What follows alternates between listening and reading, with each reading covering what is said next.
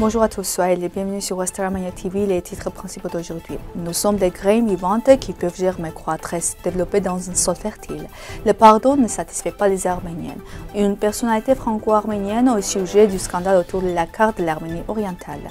Les marécages d'Ekşişsu en Arménie occidentale, un refuge pour 300 espaces d'oiseaux. La cascade de Yachar Kemal, située en Arménie occidentale, court à Nouveau-Avran. La France a abandonné les Arméniens en Cilicie, les laissant au massacre. Rouben Melkonian, Kaloust Gulbekyan, un grand bienfaiteur national. Un tir azerbaïdjanais a endommagé une maison sunnique. Nous sommes des millions. Pas seulement 3 comme le prétend l'Arménie orientale, ni 10 comme l'affirme la diaspora. Avec 9 millions d'Arméniens cachés, nous sommes plus de 20 millions. Ces mots accompagnent le film documentaire Assadour. In Search of Lost Identity, à la recherche d'une identité perdue, il raconte la vie d'Assadour, un homme de 80 ans vivant à Malatya, en Arménie occidentale. Son histoire reflète le lourd destin des Arméniens après le génocide, une époque où de nombreuses familles ont dû changer d'identité pour survivre. Les grands-parents d'Assadour, parmi les rares arméniennes restées sur leur terre natale, ont été contraintes de se convertir à l'islam et de cacher leurs origines arméniennes pour échapper à un nouveau massacre. C'est ainsi qu'Assadour n'a découvert ses racines arméniennes qu'à l'âge de 25 ans, mais il a dû garder cette vérité secrète pendant de longues années. À 60 ans, déterminé à retrouver son identité, il a commencé à apprendre l'arménienne et à abandonner son prénom turc pour reprendre celui de son grand-père, Assadour. Ce film ne se limite pas à raconter son combat personnel. Il met aussi en lumière les défis psychologiques et culturels auxquels sont confrontés les descendants des survivants du génocide dans leur quête d'identité perdue. Le documentaire a été projeté dans plusieurs villes d'Allemagne. Entre janvier et février 2025, il sera bientôt disponible en arménien avec ses sous-titres. Il rappelle une fois de plus que les conséquences du génocide continuent d'avoir un impact profond sur l'identité et la mémoire historique du peuple arménien à travers le monde. Grigol Amirzarian, personnalité publique franco-arménienne, a réagi à la diffusion par art d'une émission modifiant la carte de l'Arménie en faveur de l'Azerbaïdjan. Bien que de nombreux messages aient été envoyés à la chaîne, il souligne que certains Arméniens sont mobilisés pour exiger des explications. Art a présenté ses excuses, mais n'a pas expliqué comment la carte a été falsifiée, ce qui a alimenté la controverse. Amirzarian insiste sur le fait qu'il ne s'agit pas d'une simple erreur graphique, mais d'une manipulation influencée par le lobby turco-azéri en France. Il critique également le gouvernement arménien pour sa position trop conciliante envers la Turquie et l'Azerbaïdjan. La diaspora arménienne en France joue un rôle essentiel dans cette lutte pour la vérité et la justice. Les marais d'Ekşişsu constituent une halte essentielle pour environ 300 espaces d'oiseaux migrateurs lors de leur voyage entre l'Afrique et l'Asie. Au printemps, Erzincan accueille des centaines d'espaces d'oiseaux, notamment des grues, des cigognes, des canards colverts et des oies sauvages.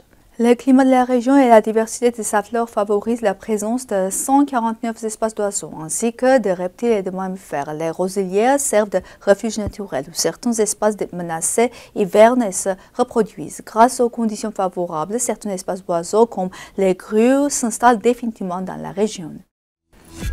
La cascade de Mouradi, située à 10 km du district, ne coule qu'un mois par an. En cette période de réchauffement, elle attire particulièrement l'attention des amoureux de la nature. Avec la fonte des neiges, l'eau a commencé à s'écouler, créant un spectacle impressionnant en se jetant au cœur des gorges. D'une hauteur d'environ 40 mètres, la cascade a été capturée par un drone, offrant des images saisissantes du site. En politique, il n'y a ni amour ni amitié éternelle entre les États. Les concepts de partenaire éternel ou de paix durable sont absurdes. Ce qui existe, ce sont les intérêts, a déclaré Rouben Melkonian, turcologue, doyen de la faculté d'études orientales de l'Université d'État Erevan et docteur en histoire lors de l'émission Pressing. Il a rappelé qu'au début du siècle dernier, en parallèle des négociations russo-turques, il y avait également des discussions entre les Turcs et les Britanniques, ainsi qu'avec les Français. La France, en négociant avec Atatürk, s'est retirée de Cilicie où la présence arménienne était significative, alors qu'elle en était la garant. Les forces arméniennes d'autodéfense se sont retrouvées seules face au groupe de mercenaires turcs. Le maintien de la paix relevait la personnalité de la France. Il s'agit de l'année 1921, lorsque les Français sont enfuis de nuit. N'oublions pas non plus que l'accord d'Ankara signé entre les Turcs et la France a rejeté le traité de Sèvres, une décision prise également par les Français. Aujourd'hui, certains affirment que ce sont les Russes qui ont abandonné nos terres à la Turquie, mais avant le traité russo-turc, nous avions signé le traité d'Alexandropol, réduisant l'Arménie à 10 km². Par la suite, les Russes nous ont donné 30 000 km² et nous sommes plaintes de ne pas en avoir reçu davantage. Selon Melkonian, la France reste un pays de l'ancien bloc de l'OTAN et est un allié de la Turquie. Penser que la France enverra des troupes en Arménie contre la Turquie est aussi absurde que d'imaginer la création d'un État arménien en Amérique latine.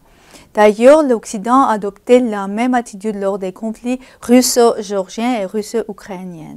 Il met également en garde contre les discours séduisants du président français Emmanuel Macron. Il n'est pas la figure qui pourrait réellement intervenir dans la politique régionale. Les négociations sur le règlement du conflit russo-ukrainien et les contacts entre Trump et Poutine ont démontré que Macron n'a pas de poids réel. Gallus Gulbenkian est né en Constantinople. En 1887, il a obtenu son diplôme du King's College in London en tant qu'ingénieur pétrolier. Puis, il s'est rendu à Bakou pour étudier l'industrie pétrolière. En 1892, il a fondé sa propre compagnie pétrolière, devenant ainsi une figure influente du secteur. Gulbenkian était connu pour sa philanthropie. Grâce à ses moyens, l'église Sainte-Minos de Londres a été construite ainsi que la bibliothèque du patriarcat arménien de Jérusalem.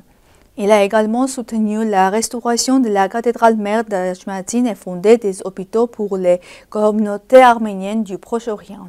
Après sa mort, la fondation Gulbenkian a été créée et continue aujourd'hui à soutenir des projets en arménologie et dans le domaine de l'éducation. Le 31 mars, vers minuit, des unités des forces armées azerbaïdjanaises ont ouvert le feu en direction du village de Khenatsar dans la région de Syunik, endommageant une maison résidentielle, rapporte le ministère de la Défense de la République d'Arménie. Aucune victime n'est pas déplorée. Le communiqué du ministère de la Défense de l'Azerbaïdjan, selon lequel du 30 mars à 22h30 au 31 mars à 4h35, des unités des forces armées arméniennes auraient ouvert le feu en direction des positions azerbaïdjanaises situées dans le secteur oriental et sud-est de la zone frontière, ne correspond pas à la réalité. C'est tout pour aujourd'hui. Merci d'être avec nous. Au revoir.